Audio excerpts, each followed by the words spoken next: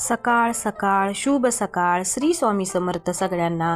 तर इथे बघा गुरुचे पप्पा व्यायाम करत होते सकाळी आणि गुरु पण पप्पांचं बघून तसंच व्यायाम करत होता।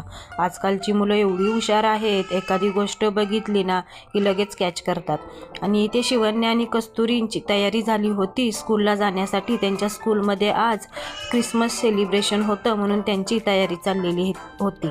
तर इथे बघा तुम्ही गुरु कसा खेळत आहे, कसे त्याचे नखरे चालू आहेत बघा।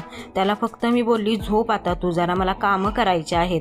तरी तो कसा नाटक करत आहे झोपायचं बघा, काय काय बडबड करत कसं काय चाललंय बघा। आणि आता तुम्ही म्हणाल इथे या बाईनं कशाचा पसारा काढलेला आहे।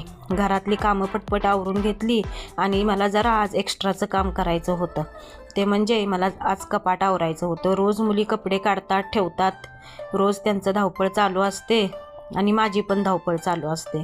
आणि कपाट आवरायचं लक्षातच राहत नाही, म्हणजे लक्षात असं काही नाही, वेळच मिळत नाही गुरुमुळे। गुरुची ही लुडबुड प्रत्येक कामामध्ये असते।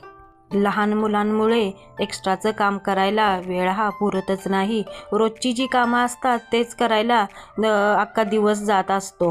तरी इथे गुरुचं बघा रडणं चालूच आहे, सारखी लुडबुड चालूच आहे। त्याला जरा कसं तरी इथं खेळवत मी त्याच्या काम करायला चालू केलं। त्याला जरा खेळण्यासाठी मी खेळणी वगैरे टाकली त्याच्या पुढ्यात आणि मी इथे पटपट कपाट वगैरे सगळं आवरून घेतलं।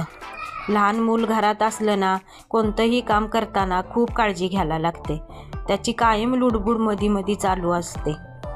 आणि आमचा गुरु हा खूपच कडकडी आहे, एका जाग्यावर शांत म्हणून बसणार नाही कधी। आणि त्याच्या हाताला सारखं काही ना काही पाहिजेच असतं। आणि इथे मी पटपट मला कामं आवरायची होती म्हणून गुरुबर जरा थोडंसं बोलत त्याच्याबरोबर खेळत मी इथं माझी कपड्यांचा ढीग पूर्ण आवरायचे काम चालू होते। इथे मी पूर्ण कपड्यांच्या घड्या वगैरे घालून तुम्ही बघू शकता इथे कसे सगळी कपडे मी व्यवस्थित लावून घेतलेली होती। मगाशी आपलं कपाट कसं दिसत होतं आणि इथे आता कसं दिसत आहे। मुलींची पुस्तकं वगैरे मी इथंच कपाटामध्येच ठेवते, कारण गुरु लहान आहे आणि तो सारखी विस्कटत राहत असतो, पुस्तकं वगैरे फाडतो वगैरे। तर चला मग आजचा व्हिडिओ कसा वाटला आणि आपलं कपाट कसं झालेलं आहे, आता कसं